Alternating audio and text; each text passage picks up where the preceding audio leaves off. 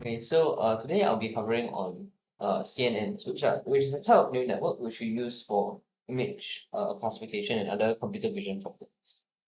Yeah. Okay, so first I'll recap what we did last week, and then I'll talk about CNNs and some benchmarks, as well as how to interpret how they work. So to recap, last lesson we covered what a neuron is, like what an artificial neuron is, and how we use them to make neural networks.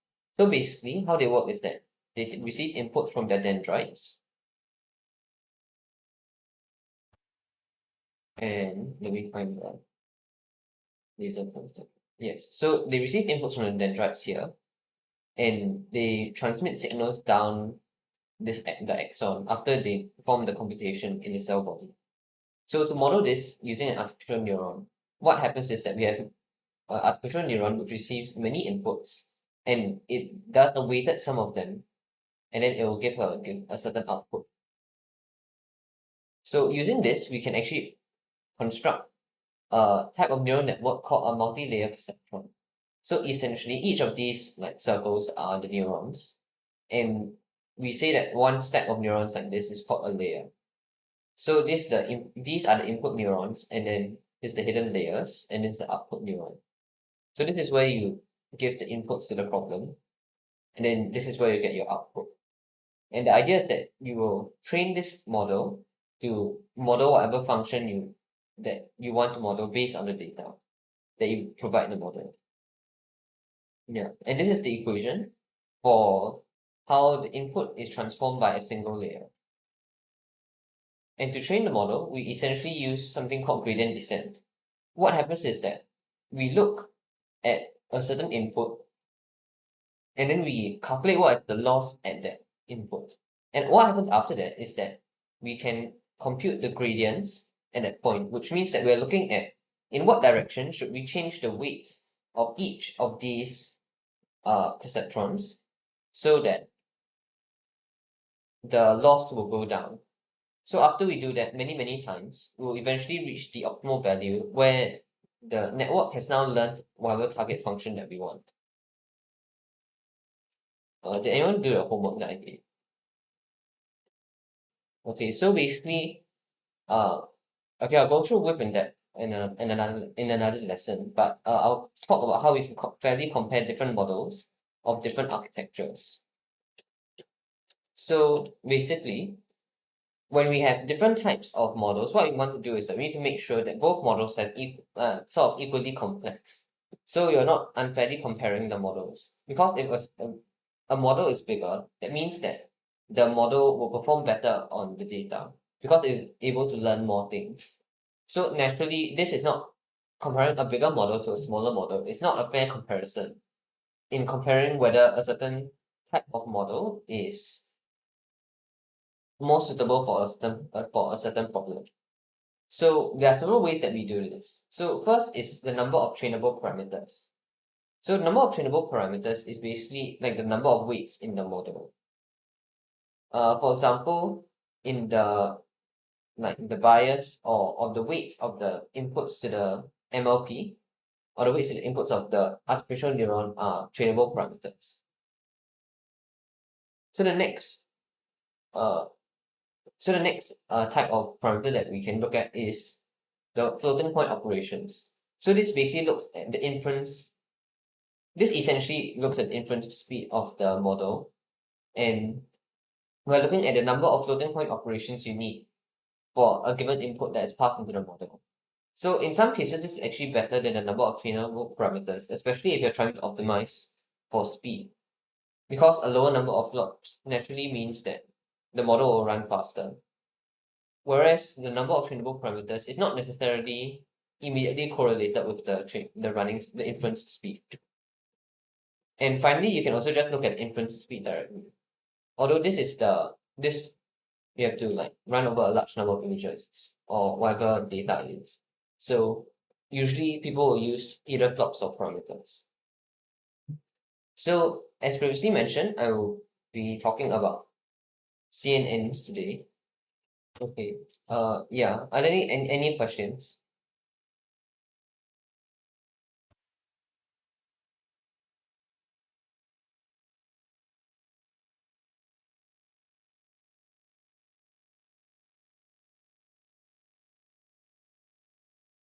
Okay, I'll take that as a no. So basically, we'll look at what an image looks like. So for example, if we look at a very small part of the image, essentially each image is made up of small cells called pixels. So in each of these pixels, they only take up like a single color, although you don't really see that in this image here. But basically, this means that you can represent any image as a 2D grid of colors. And this is like basically how images are represented inside a computer. And color, as we all know, color is not like just one value. It's you can represent it with, now you cannot represent color on a simple number line. So what we do is that in each image is also split into three different channels called the RGB channels. Each of them measures, because we all know that colors can be split into three different components: red, green, and blue.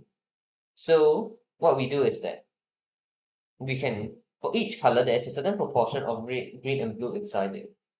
So what happens is that each image is basically sort of three images stacked together, where one image measures the amount of red inside each pixel, one image measures the amount of green inside one pixel, and one image measures the amount of blue in one pixel. And what happens here is that we can now stack these images together to form the final color picture. And we call each of these images the channels of an image. And so if you think about how this is represented inside a computer in terms of like matrices, uh, this is basically a three-dimensional matrix. Like previously, last week I talked about two-dimensional matrices. And so like this is two-dimensional matrices, and then you have a list of them. So it forms a three-dimensional matrix. Are there any questions so far? Yeah, so does anyone want to suggest some possible challenges that face the applications of MLPs to computer vision?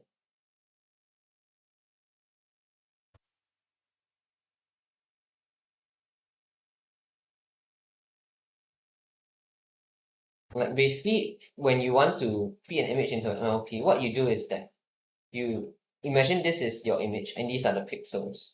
Basically, what you do is that you feed each pixel as an input to the multi-layer perceptron. But what do you think might be some problems with this?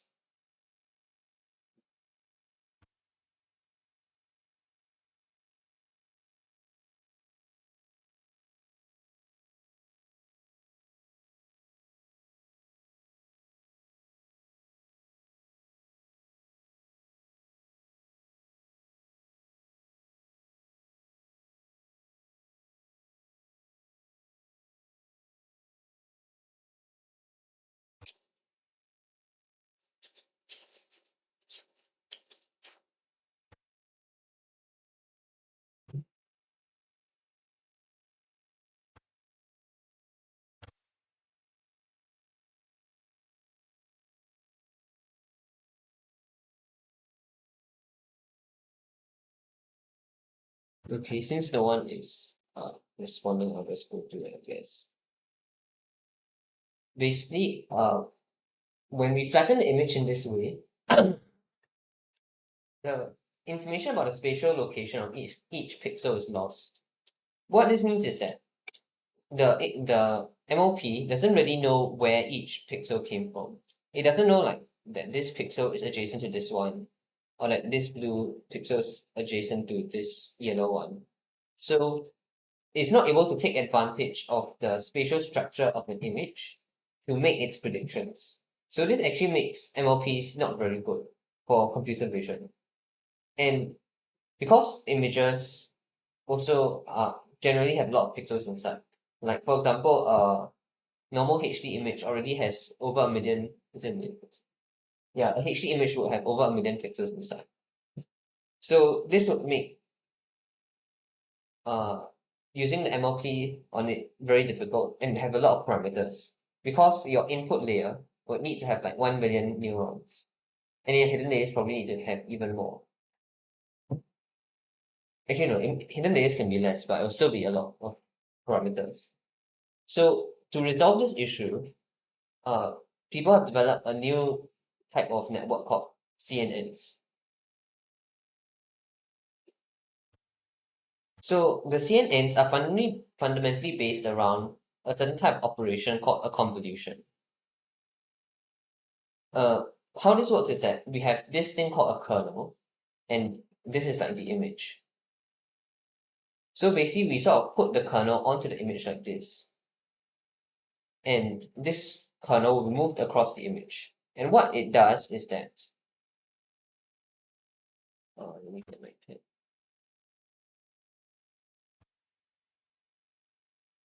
So, like for example, I have these values here.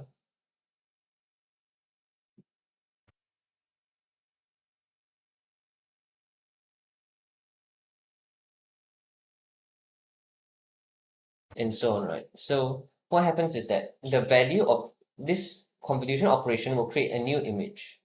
And for example, the first pixel of this new image will be here. And to compute the value of this pixel, what we do is that we take this value here and multiply by this one, and we'll multiply by this, and so on. So like it will be 1 times 1 plus 2 times 4 plus 3 times 7, and so on. And you add all of them together, and that forms the new value for this pixel. And to find the new value for this pixel here, we shift this kernel like move it like 1 to in this direction. And this is new position of the kernel. And because this pixel is in the center, this pixel will get the new value. And this operation is very nice because what it does is that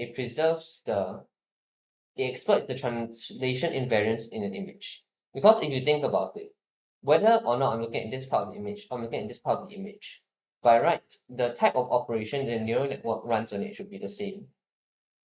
Like if I told the neural network that there is something here, and then the thing that is here is also here, the location of that thing should not affect the prediction of the neural network. So that's why we make use of the convolution as the fundamental operation behind the CNN. Are there any questions?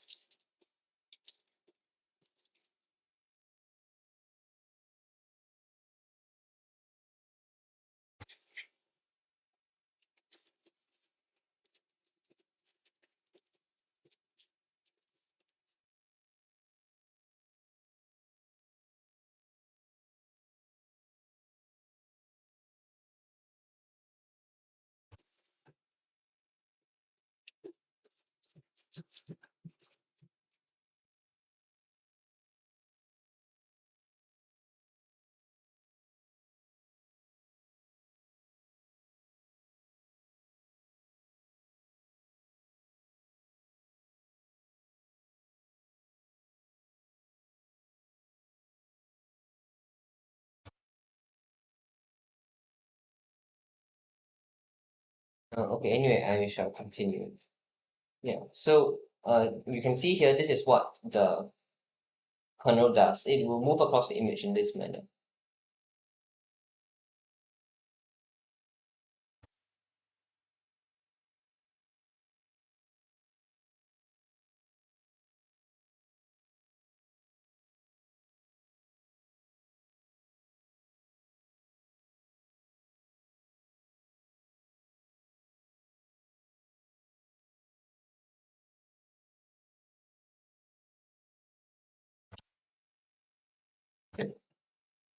So the next thing that I'll talk about is padding. So as you might have noticed previously, if we go back to like here, the result of this convolution operation would be smaller than the actual image. It would be an image that is of this size. But we don't really want our intermediate representations of the image to get smaller and smaller in this manner. So how we rectify this is that we add something called padding. What happens is that we surround the image with some extra pixels, which are all just zero. And we basically place the kernel at the edges to include these extra pixels. And so because of this, now if we run the convolution operation on this new image, it will result in an image of this size. So this ensures that the image representations remain the same size across all your hidden layers.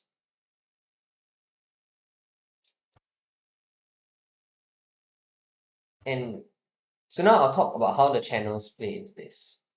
So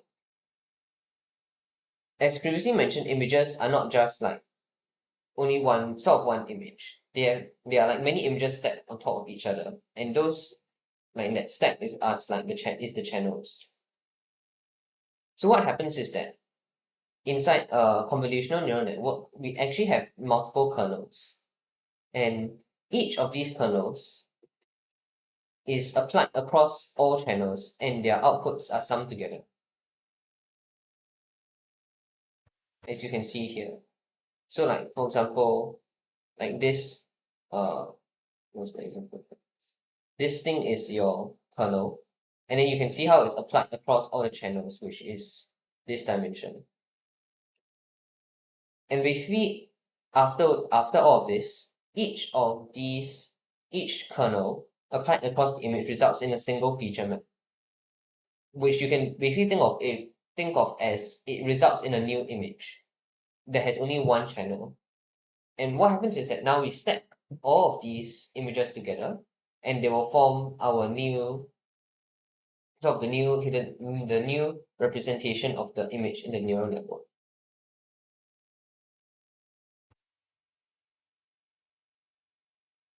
Are there any questions so far?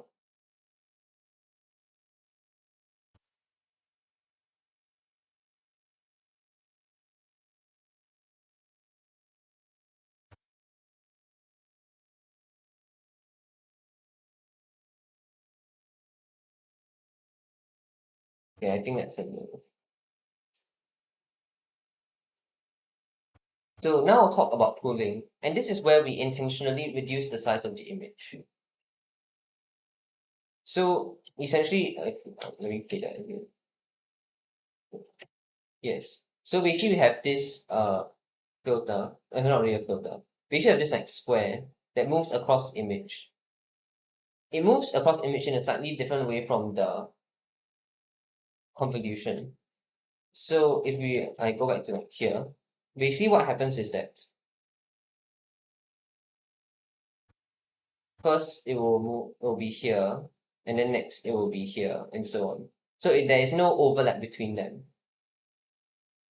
And what it does is that within each of these little cells, it will take either the average or maximum value depending on whether you're using maximum or average pooling. So what happens here is that after this, it results in a feature map, or it results in an image that is smaller than the original one. So why would you want to do this, right? This basically reduces the size of the feature map, which actually allows the model to sort of see more parts of the image. Because if you think about it previously, the convolution only allows the convolution operation only allows this pixel to access information from like this range.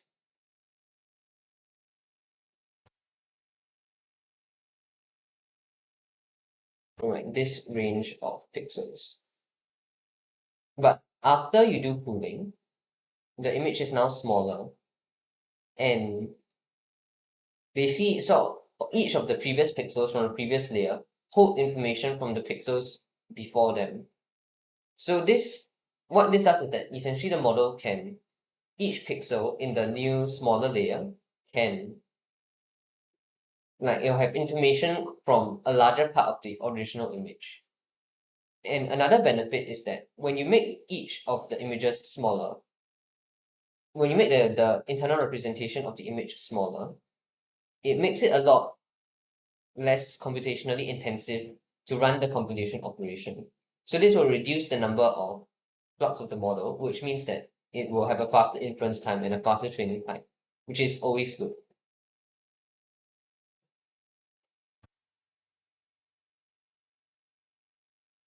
Are there any questions?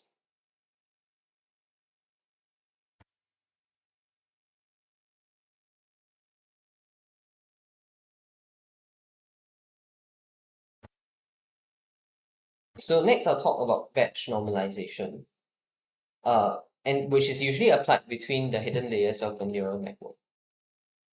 So it consists of two operations, the normalization operation and scale and shift. So firstly, there's the normalization operation, which forces the representation of the stuff like inside the network to have a mean of 0 and a standard deviation of 1. So this operation is called normalization. And how it does this is that it obtains the current mean and standard deviation using something called moving average. So let's say I have like so basically, for example, if I have a current value of mu and a current value of sigma, and now I have a new batch that has a new value of mu, there's a new mean of mu star and a new standard deviation of this of sigma star. What happens is that we will take like a weighted average of these two values and a weighted average of these two values, and that will basically give us the new value of the mean and standard deviation at that point in time.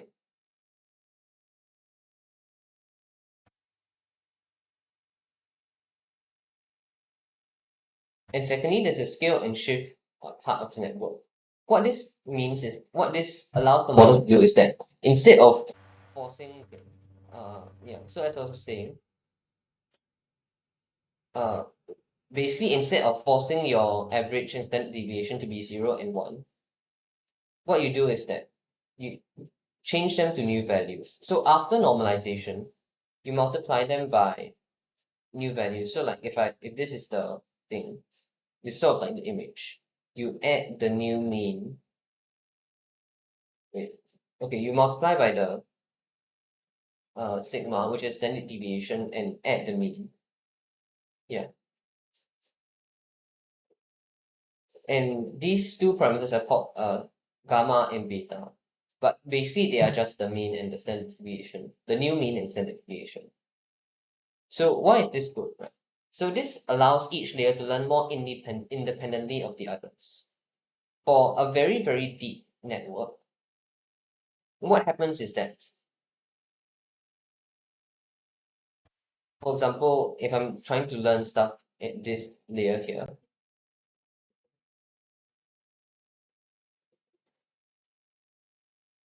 you run into the problem that the inputs to this layer depend on all these other layers. And depending on what all these other layers learn, Yes, now. what? Yes. Okay, so each layer, it allows each layer to learn more independently. So for example, let's say I'm trying to learn at this layer here. The inputs to this layer depend on the weights of all these previous layers. And depending on how they change, the mean and standard deviation, or basically like the distribution at this part of the distribution of inputs to this layer can change quite a lot. And having the deeper layers being so dependent on the earlier layers is not very good, because even small changes, let's say I have a very small change in the weights here, it can result in quite a large change in the distribution here because of how deep this layer is. So what batch norm does is that by normalizing and changing the mean and standard deviation of the inputs to each layer, it enables each layer to sort of ignore small changes in the weights of the previous layers, which essentially allows them to learn more independently, and it allows the training to be a lot faster. So finally, I also talk about dropout. So this is, I think previously I think either Zion or Pranay has talked about overfitting.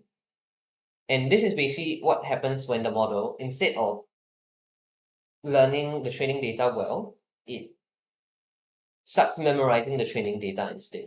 And this results in a very high performance on the training data set, but an inability to generalize to any other new data that it sees. So for example, overfitting might look like if I have some points like this. And yeah. Instead of learning a nice smooth decision boundary like this, or something like that,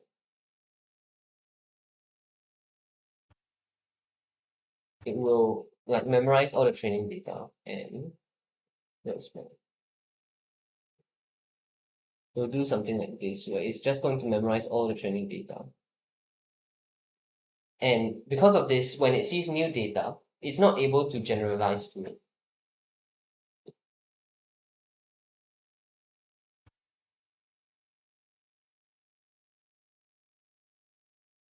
One way to fix this is basically to use something called dropouts, where inside the hidden layers, we randomly drop out some neurons from the computation. So this forces the model to not really be able to just so easily memorize the training data like that, because it doesn't know whether a certain neuron will be not there anymore. And it basically this will help to improve generalization, which means that it will have better results on the validation set, and it won't like start memorizing the training data, so it won't overfit. So finally, we can put all of this together in the convolutional neural network.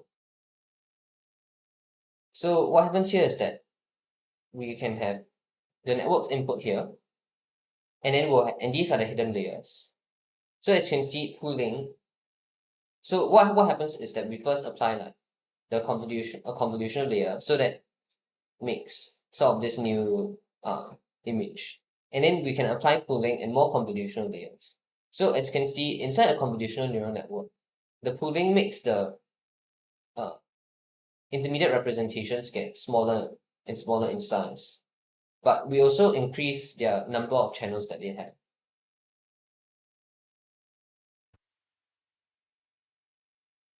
So after we reach the last layer, we generally will just put this into an MLP, and the MLP will classify based on this sort of this feature vector. It will classify what class it is, or like you can do whatever you want here, depending on what's the task that you're doing. But for today, we'll be focusing on image classification. So there are two ways in which we can turn this last layer, this last like sort of intermediate representation, into a column vector, which is what is required for the MLP. As previously mentioned, what you can do is that you can just do a simple flatten. So like if this is the image, you just give all of the pixels like this, including like all of the panels. But as previously mentioned, one issue with this is that it will generally result in a very large number of inputs into the multi-layer perceptron. And this also means that I cannot apply this network on an image of a different resolution. Because if the image has a different resolution, this final layer will have a different size. So the number of values which I'm giving into the MLP won't be the same anymore. So generally, current CNNs will use something called global average pooling. What this does is that if this is the final layer, which has like a certain width, a certain height, and a certain number of channels, let me play the animation again. Basically, you start with the first channel, and we take the average of all the pixels in here, and this forms the first value in this long feature vector. And basically you just keep going. Like you just go along it, and then each of them forms the corresponding value in the feature vector. And this column vector can now be fed into the MLP. Are there any questions?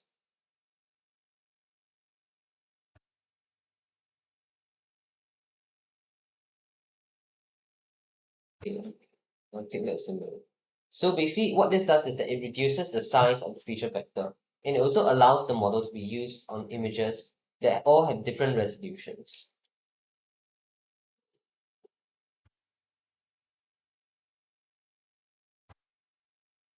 So finally, I'll talk about the final layer of the MLP, the output layer, where we basically need to turn the neurons activations into probabilities for our predictions. So for example, this might be what it looks like. Each of them sort of represents like a certain value for the class. And the higher it is, the the higher the likelihood of that class. But this is not really like a probability distribution because all of the activation values don't really sum to one. And we want to turn it into a probability distribution. So what we do is that we apply an activation function to this final layer called the softmax activation.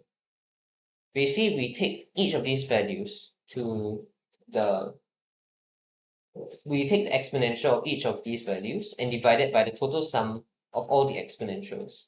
So this essentially ensures that all the values must add up to 1 because this is their sum in the denominator here. Yeah. The denominator ensures the output is a probability distribution. So after you do that, it looks like this. And like you can actually read it in terms of probability. And the reason why we choose E as the function to use is sort of rooted in logistic regression, and I won't really go through it here, but you can read up about it if you're interested. Yeah, and as you can see here, this is the most probable class. So this is sort of the final output.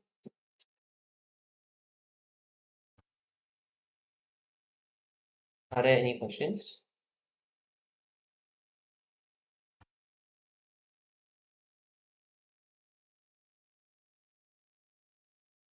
Okay, I shall move on then.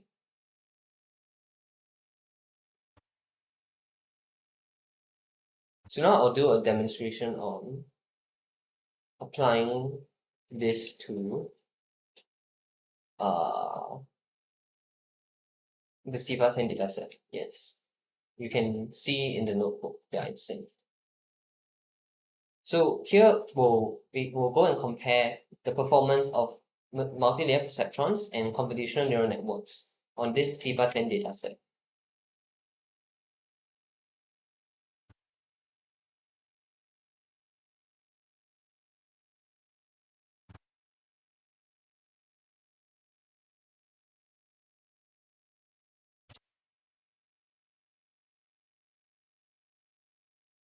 So first we just import like TensorFlow and then we import NumPy and Matplotlib. Yeah. So the first part is just loading the dataset. So this is loading like a train and test set. And here we're normalizing the data because all the pixel values range from 0 to 255. We just divide by 255. So now all the pixel values range from 0 to 1. And this function here basically uses one-hot encoding, or basically converts each of these labels to one-hot encoding. So initially, for example, they are just class labels. Like for example, you have 3, like which means like the third class. This gets converted to like 0, 0, 1, 0, 1, 0. Like this, because there are 10 classes.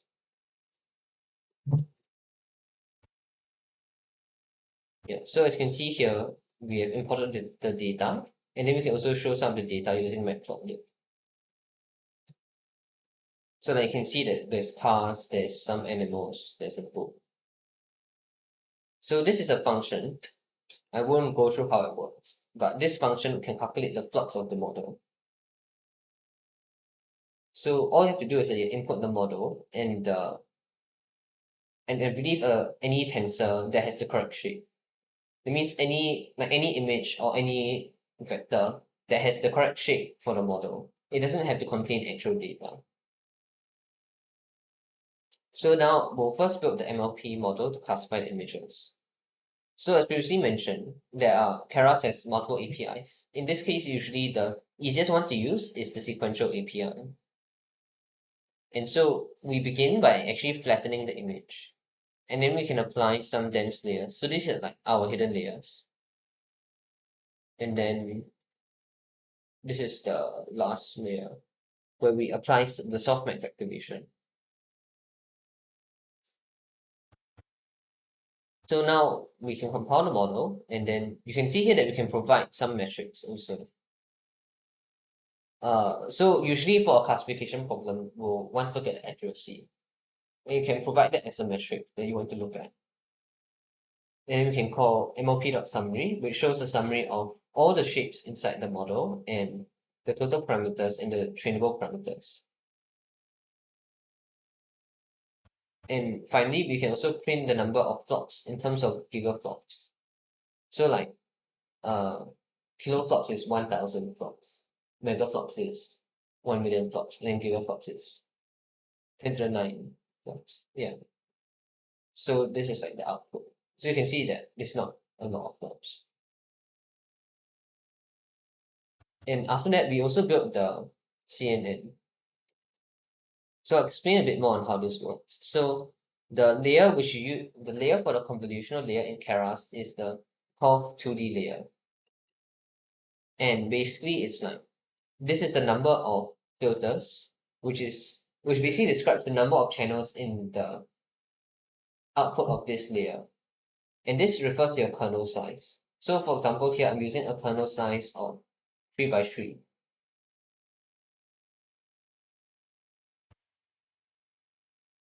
It should look here.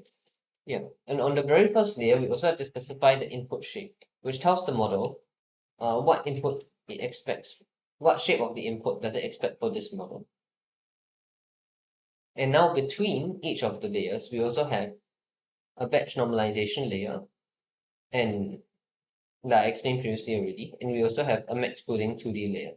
And by default, the size of the pooling for this is 2, although you can change it to something else like 3 or 4. Although most of the time only 2 is used. And finally, we also have the global average pooling 2D layer, which does the global average pooling before you pass the outputs into the final MLP head, which is classifying the images. Are there any questions?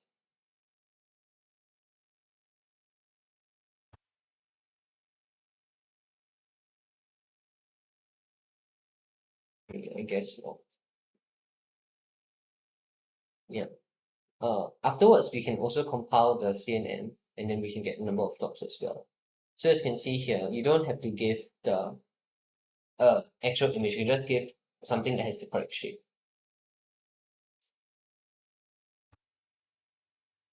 And then it prints out here and here as well. And here you can also see how the number of trainable parameters doesn't really relate to the number of flops. Like for example, you can see in the CNN, it's a lot more flops than the MLP, but the number of trainable parameters for the CNN is a lot lower. Like this is 66410, and this is 804346. So now we'll train both models, and you can see how they perform. To train the models in Keras, you will basically use model.fit, which I talked about last lesson, and you basically input the training data and the validation data. And you also specify the number of epochs which you want to train for, which is the number of times the model will go over the entire training data set. And the batch size, which is basically splitting the data set into many small batches of a certain size, and each of those batches will be fed into the model at a time. And over one batch, the model will perform a single gradient descent step.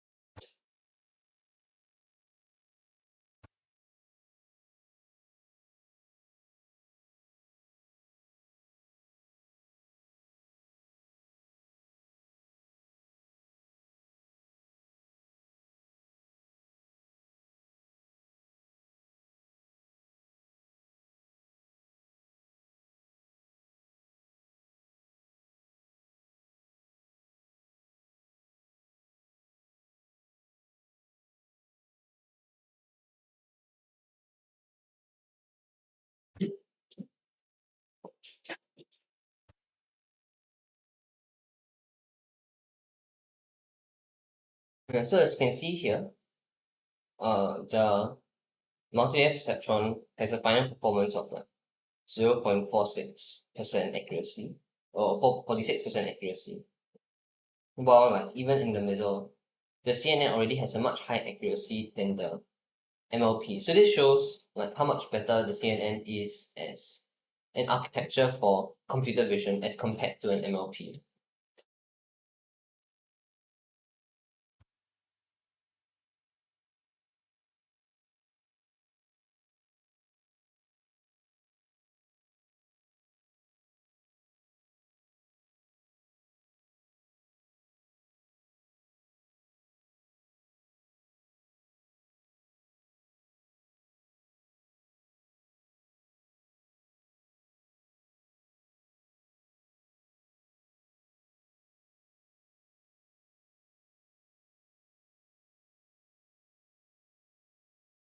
Yeah. So as you can see, it's a final performance of like 75% compared to like 0.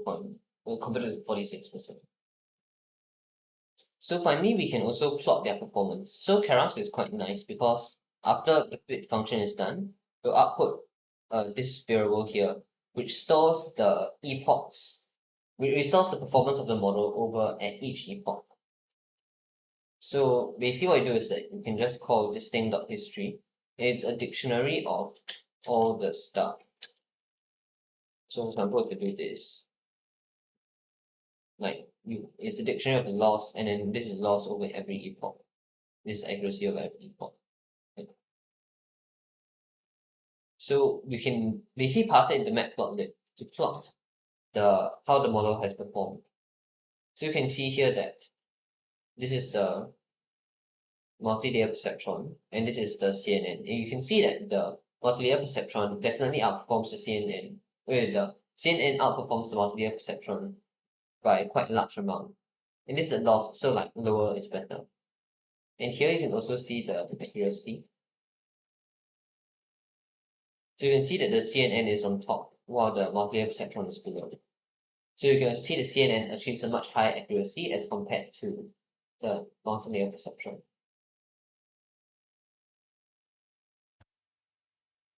Are there any questions?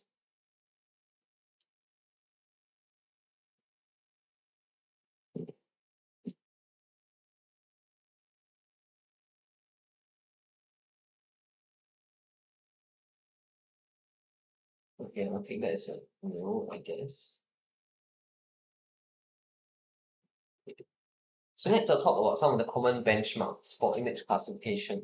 And then we'll talk about and we'll talk about interpreting how exactly CNNs work.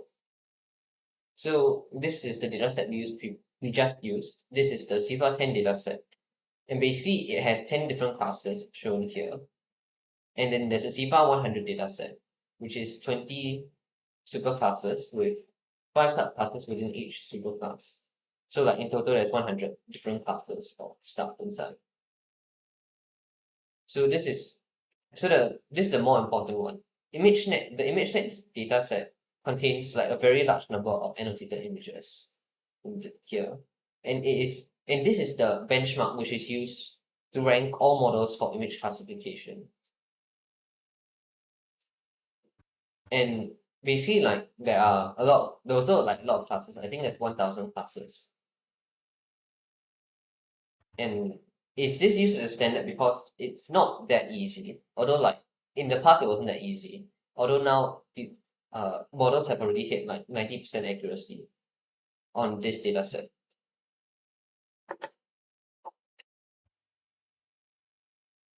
So now I'll talk about interpretability. So we don't actually understand how AI works. Like no one really knows how exactly an MLP works or how exactly a CNN works on the inside. Like how does the model think? And how does it arrive at its decisions? So this is actually not very good if we actually want to apply machine learning in real life. Because we shouldn't really allow this deep learning models to make decisions in the real world if we don't know how they are making these decisions. Because like for example, these decisions can be like biased and or whatever. Like for example, so there are some things which need to make sure that AI obeys before we actually apply it in the real world. So for one, we need to make sure that AI is fair and impartial. So for example, like in the courts, if you use AI to determine whether this person is likely to show up for his next appointment at the court, there is a good chance that in the training data there is some racial bias inside. So as a result, the model will also be racially biased, and that's not very good. So we need to make sure that the AI is fair. So the next thing is that we must also make sure that we understand how our models make decisions. So for example, if the army gave AI the power to like kill people, then we need to make sure that the AI we need to make sure that is making a logical decision and is taking into account like moral and ethical values. So we need to understand that. And like in another example, for example, I have a driverless car and it needs to decide whether like if maybe it's gonna have an accident, it needs to decide whether what it should do, whether it should hit like a wall or it should hit whether it should protect like the driver's life or like the lives of the passers-by. So we need to make sure that AI is able to make these decisions in an ethical way. So another important part is that the AI models must be robust and they should work even in unfamiliar situations. So for example, like if I have a driverless car and maybe someone decided they pasted like a piece of black tape on a stop sign or something. You need to make sure that the AI can still recognize that that is a stop sign, even though you made like that very small change to it. Because if not, then it will be very easy to make AI fail, and then that will be quite bad. So finally, the models must be calibrated. And what this means is that the models need to know when they are not sure of their predictions. Because if you currently, the way that we're training models is, for example, in image classification models, the way they train them essentially forces them to always make a very confident prediction, even if they're not really very sure about what that thing actually is. Because the net, like always making a very confident prediction, will decrease the loss on average more than sometimes making a very confident prediction. So we need to train our models to also be calibrated, and we need so that we can identify when they are not really sure about their decisions. Okay. So now I will go through the notebook recently.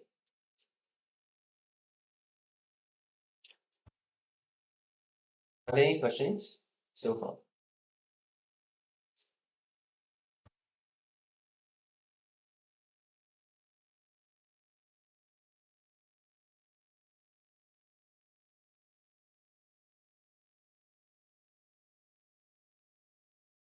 Take that as your email.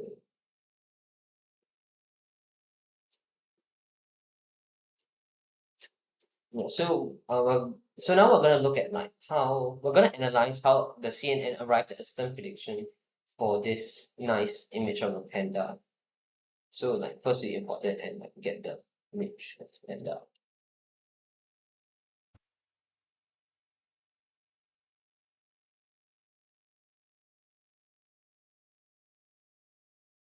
Yeah, so this is the picture. So for this, we'll be using a pre-trained model called Inception version 3. Although in practice, you can just replace this with whatever pre-trained model you want, or even your own model.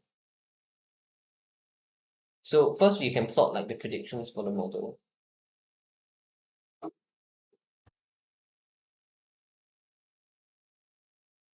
So it shows like this very confident prediction for this class, which is the Panda class item, is 388 in ImageNet.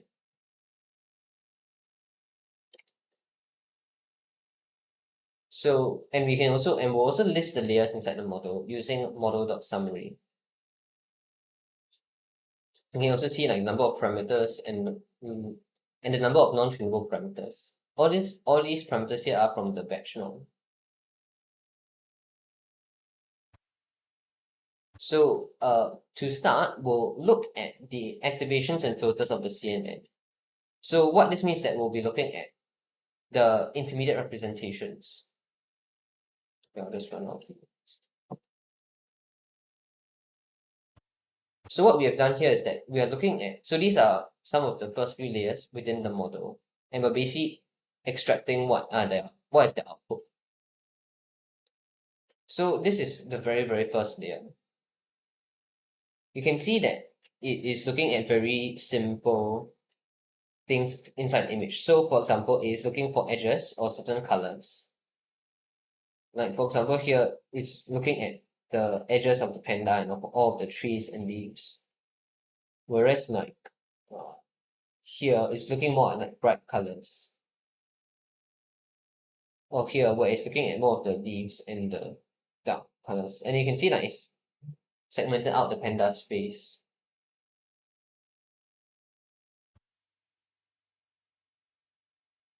Oh wait, I sent the wrong link.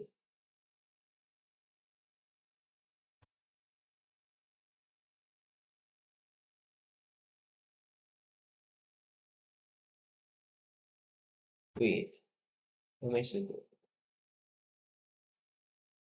do? Did I previously send the wrong link?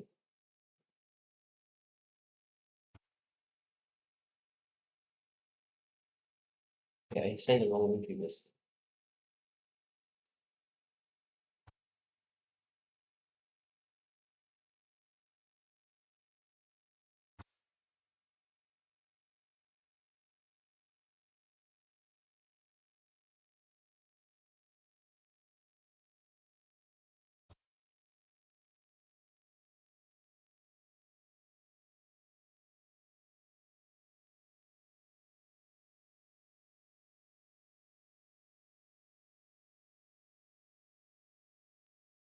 Okay, I shall continue. Yeah. So like this is one layer deeper. So you can see that as you keep going deeper, the type of things that a model looks out for gets more and more complex. So for example here, I think it's looking at like curves and different shapes. Yeah.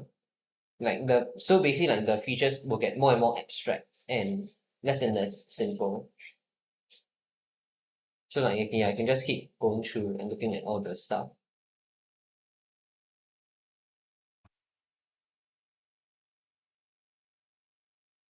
So like by the time here you can see how nice, unlike the original image it looks like. For example here, it looks like it's been distorted or something.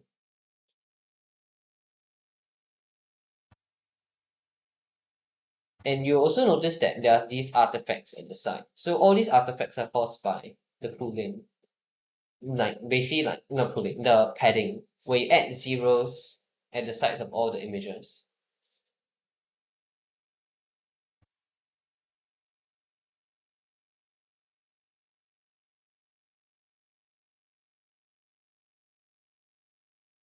Oh, I didn't want these two.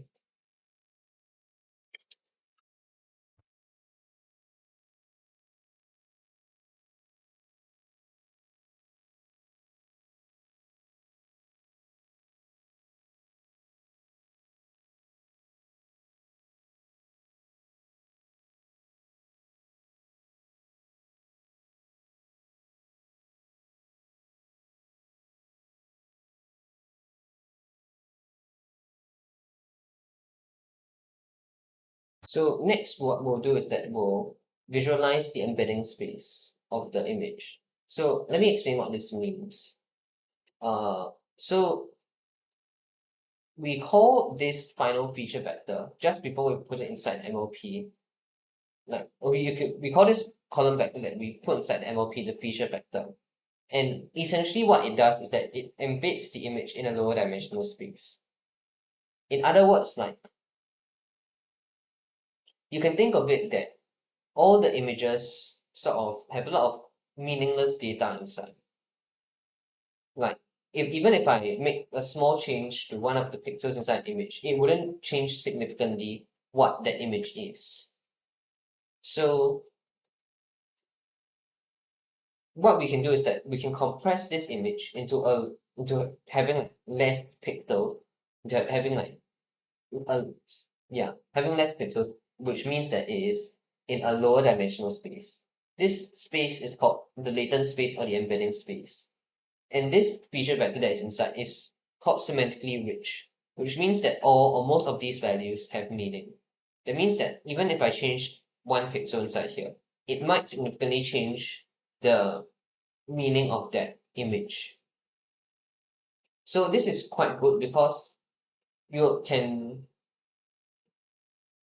you're reducing the amount of dimensions of the image, which makes it a lot easier for this for the image to be classified into a certain class. And we can show how they're distributed based on class inside here. So what I'm doing here is that I'm going to load a data set called the dogs and cats data set. And then we're going to pass all of the images through this model. As you can see here, this is the average pool. This is the final feature vector that we are looking at.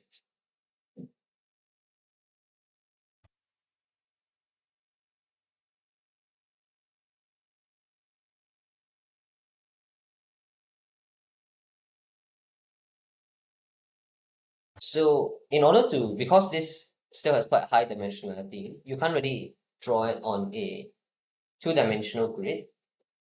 So what we do is that we apply another dimensionality reduction technique called TSNE. I'm not really going to go into how it works, but basically it will reduce this vector from a large dimension to like only having two dimensions. So as you can see here, it will sort of distribute itself like this. And you can see there's a very clear line between the two classes. Like this is either dogs or cats, I don't remember. This is either cats or dogs, and this is the other class. And you can see now how it is very easy for the multi-layer perceptron to decide on the decision boundary. It will just go through like this. Something like this. Yeah.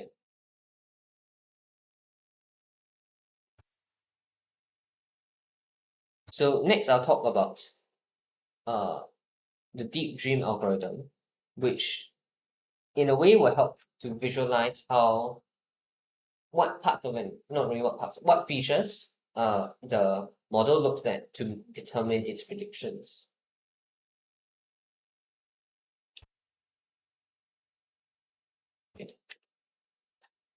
Okay, so how this method works is that it's going to, okay, if we look at these two pictures, this is the original picture and this is the new picture.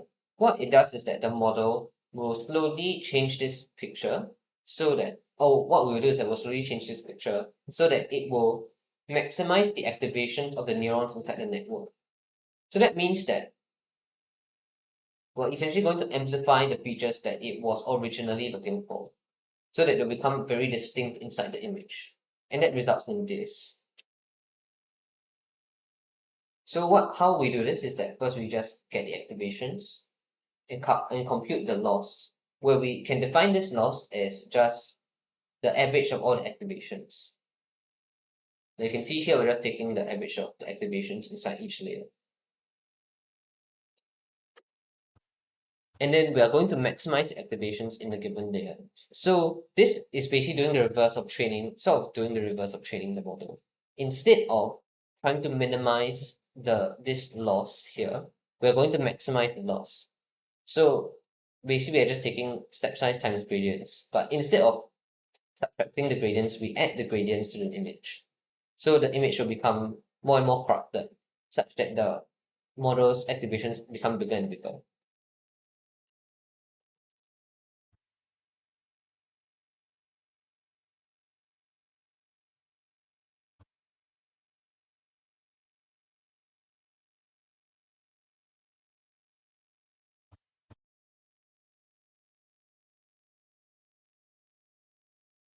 Yeah, so I don't think I'll go through the code because it's a bit complicated, but basically it will do this.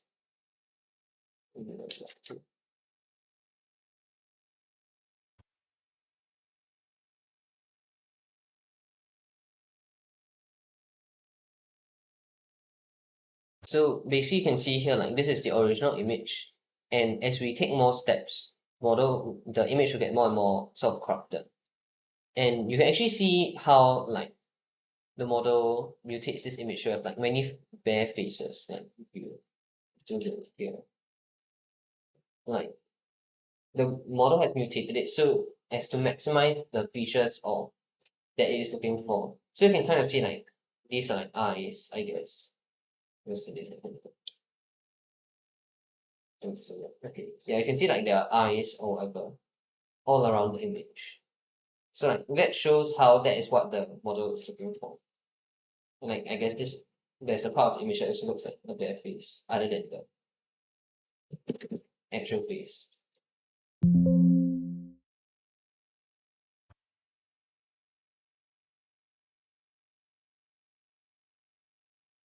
Okay. So moving on, finally we'll talk about GradCam, which is another method which allows us to, instead of looking at the features, we'll just look at which part of the image the model looks at. It does this by looking at the gradients of the image, but I won't go into the exact details because it's also quite complicated. But we see there's this function here. To apply, you just feed in the image, the model, and the last convolutional layer inside the model, as well as what class was predicted. So as you can see here, after you do this, it will give you a heat map. So you can plot this.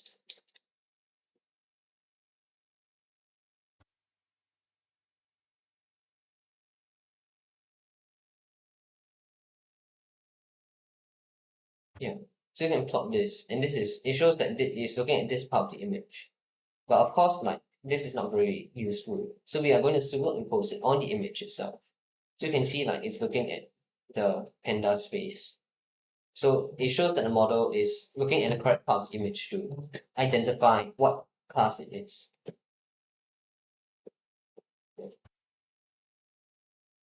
Are there any questions?